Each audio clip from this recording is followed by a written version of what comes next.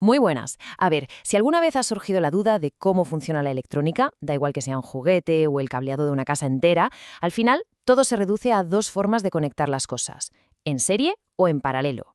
Entender cómo se comporta cada una es de verdad la clave de todo. Y aquí vamos a ver exactamente cómo analizarlas. Pues esta es la hoja de ruta. Vamos a empezar con la regla de oro que lo gobierna absolutamente todo, la ley de Ohm. Después nos metemos de lleno con los circuitos en serie, luego con los que están en paralelo y para terminar los ponemos frente a frente para ver por qué y dónde se usa cada uno en la vida real.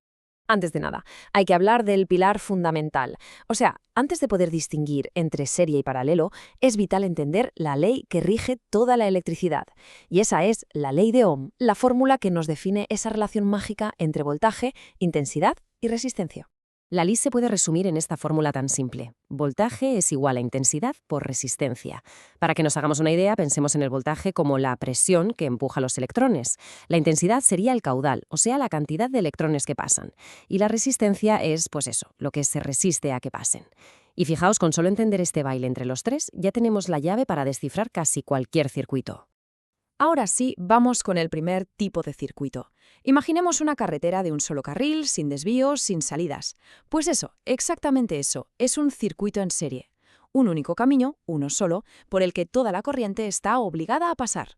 Esta idea de la cadena es que es perfecta para entenderlo. Cada componente, ya sea una bombilla, un motor, lo que sea, está conectado justo a continuación del siguiente, como los eslabones. O sea, la electricidad no tiene más remedio que pasar por el primero, luego por el segundo, luego por el tercero, en orden, para poder completar el viaje.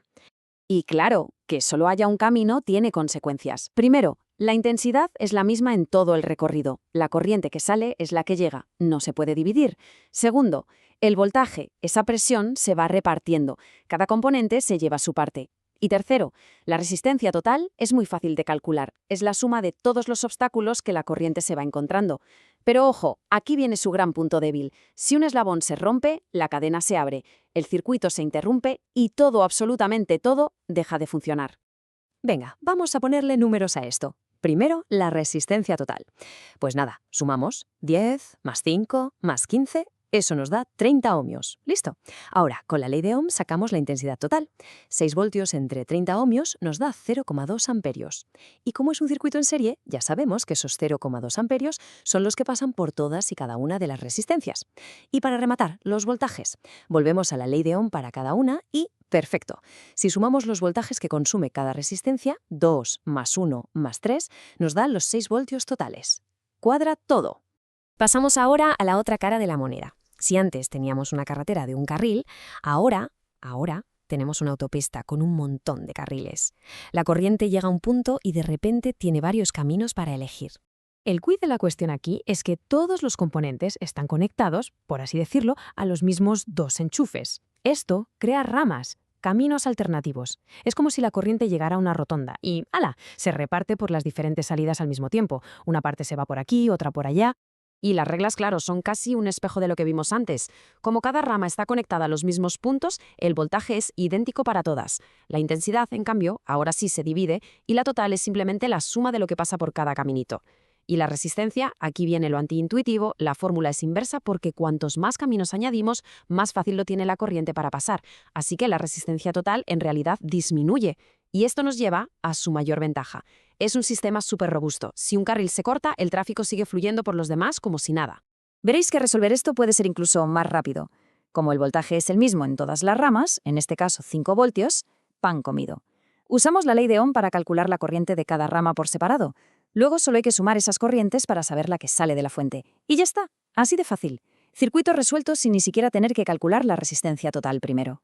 Y esto nos lleva a una pregunta que seguro que todo el mundo se ha hecho alguna vez. A ver, a todos se nos ha fundido una bombilla, ¿verdad? Pero la tele, la nevera, el resto de luces, todo sigue funcionando. Si la instalación de casa estuviera en serie, al fundirse una bombilla se abriría el circuito y apagón general. Entonces, ¿cómo narices está montado todo en casa? Bueno, pues para responder a esa pregunta vamos al duelo final. Vamos a ponerlos cara a cara a ver las diferencias clave, sus puntos fuertes, sus debilidades y sobre todo por qué los ingenieros eligen una configuración u otra para cada trabajo. Esta tabla lo resume todo de un vistazo.